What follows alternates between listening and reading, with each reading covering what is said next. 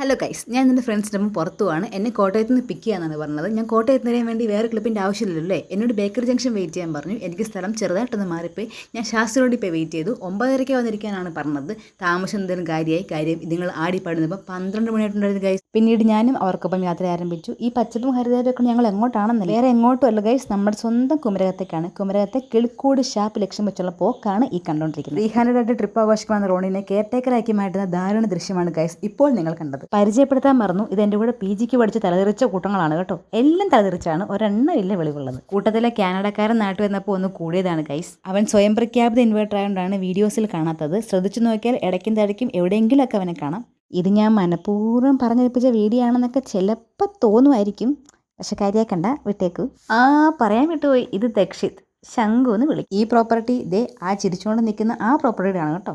നേരത്തെ കാത്തിരിപ്പുള്ളിൽ നമ്മുടെ ഫുഡ് എടുത്തിരിക്കുകയാണ് ഗൈസ്. 2 പ്ലേറ്റ് കപ്പയും അപ്പം, താറാവ്, കക്ക, കരിമീൻ, പോർക്ക്, ഇതൊക്കെയാണ് ഗൈസ് നമ്മൾ ഫസ്റ്റ് ഓർഡർ ചെയ്തിട്ടുണ്ടായിരുന്നത്. ഞാൻ എന്തായാലും കുറച്ച് കപ്പയും താറാവും കക്ക റോസ്റ്റും കൂടെ ഒരു പ്ലേറ്റിൽ തട്ടി ആയം തന്നെ അതങ്ങ് അകത്താക്കി. പിന്നീട് കരിമീനുമായിട്ടൊരു അംഗം തന്നെയായിരുന്നു ഗൈസ്. 4 പാടുന്നു 4 കൈ വീതമാണ് വന്നത്. നിമിഷ നേരം കൊണ്ട് കരിമീൻ്റെ കാര്യത്തിൽ ഒരു തീരുമാനമാക്കി. കരിമീനുമായിട്ടുള്ള അംഗത്തിന് ശേഷം നമ്മൾ കുറച്ച് ബീഫ് റോസ്റ്റും അപ്പവും ചെമ്മീൻ റോസ്റ്റും കൂടെ ഓർഡർ ചെയ്തു. എന്തായാലും നമ്മുടെ പുതിയ കെയർടേക്കർ റോണിയുടെ അടുക്കായ ശംഖു വളരെ ഹാപ്പിയാണ് കേട്ടോ. അപ്പൻ്റെ പേര് റോയ് ആയതുകൊണ്ട് റോയലാണെന്നാണ് സ്വന്തമായിട്ട് പറയുന്നത്. എന്തായാലും പറയാതിരിക്കാൻ വയ്യ, അവിടുത്തെ ഫുഡ് അടിപൊളിയായിരുന്നു. എല്ലാവരും ഫുഡിനോട് നീതി പുലർത്തിയിട്ടുണ്ട്. ഗൂഗിൾ മാപ്പ് നോക്കി കായലിൽ വീഴാതെ ജസ്റ്റ് മിസ്സിന് രക്ഷപ്പെട്ട രംഗമാണിത്. പിന്നീട് നമ്മൾ നേരെ 4 പങ്കിലേക്കാണ് പോയത്. ഇപ്പോൾ റീലിലൊക്കെ റീസെൻ്റായിട്ട് വന്നിട്ടുണ്ടായിരുന്നു ഈ ഒരു സ്ഥലം, അവിടേക്കാണ് നമ്മൾ പോയത്. പ്രത്യേകിച്ചൊന്നുമില്ല, 4 പാടും കായലുകൾ ചുറ്റപ്പെട്ടൊരു സ്ഥലം.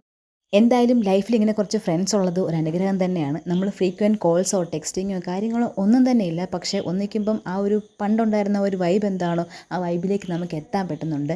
നമ്മളെല്ലാവരും ജോലി തിരക്കും അതുപോലെ ഉത്തരവാദിത്തങ്ങളും ഒക്കെ ആയിട്ട് നടക്കുന്ന ആൾക്കാരാണ്. ആ ഉത്തരവാദിത്തങ്ങളുടെ ഇടയ്ക്ക് ഒന്ന് നമുക്ക് ഒരു ദിവസം ഇതുപോലെ റിലീഫായിട്ട് നമുക്ക് എന്താ പറയുക, ഒന്നും ആലോചിക്കാതെ നമുക്ക് ആഘോഷിക്കാൻ പറ്റുന്നില്ലേ, അത് തന്നെയാണ് ലൈഫിലെ ഏറ്റവും വലിയ. പാപ്പിയപ്പച്ച സിനിമയിൽ ദിലീപ് പറഞ്ഞ പോലെ ഇവരുടെ കൂടെ ഇരുന്നാൽ ചിരിച്ച് ചിരിച്ച് കൃതാവേ മുട്ടും. റോണിനെ കാണുന്നത് പോലെ തന്നെ കോമഡിയാണ് അവൻ്റെ വായി നടക്കുന്നത് കേൾക്കാൻ. എന്തായാലും അങ്ങോട്ടും ഇങ്ങോട്ടും കളിയാക്കി ഒരു ദിവസം പോയതേ അറിഞ്ഞില്ല. നിങ്ങൾക്കും ഉണ്ടാവില്ലേ ഇങ്ങനൊരു ഗ്യാങ്?